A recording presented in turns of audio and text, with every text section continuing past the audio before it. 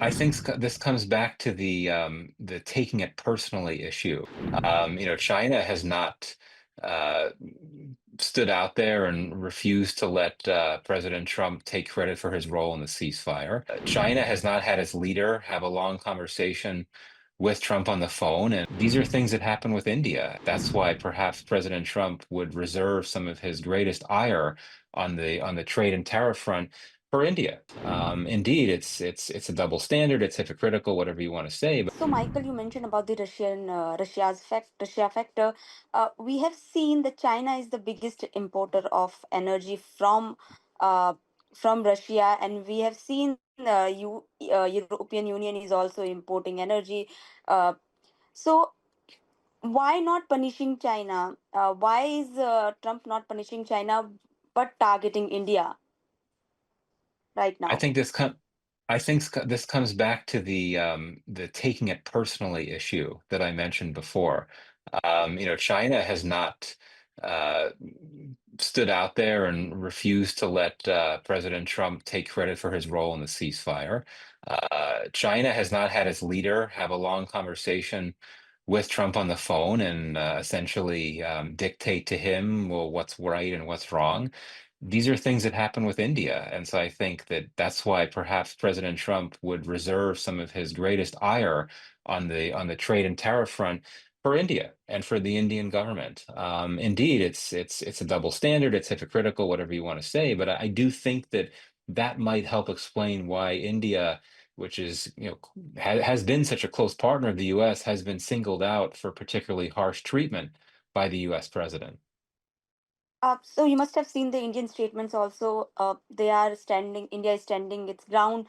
They are saying that we will take necessary actions. We are here to safeguard our national interest. How do you see the statements, and what does they signify to you? Signify.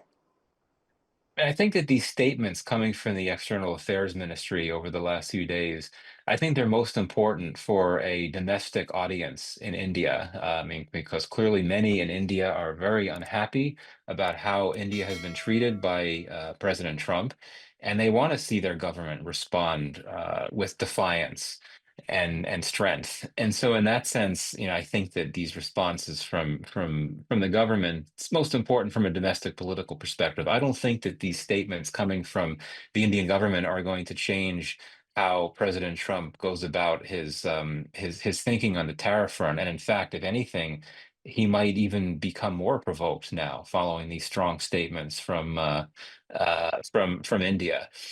So I don't think we should read too much into that, but this gets back to an important issue that I mentioned before. You need to have the two sides talking to each other, as opposed to just issuing statements that are meant to be seen by a domestic audience.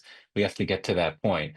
But I think that the Indian government, to its credit, has come out with statements that are facts based, and indeed, it's an important point to put out there that the EU and to somewhat of a lesser extent, the US have continued to import Russian products.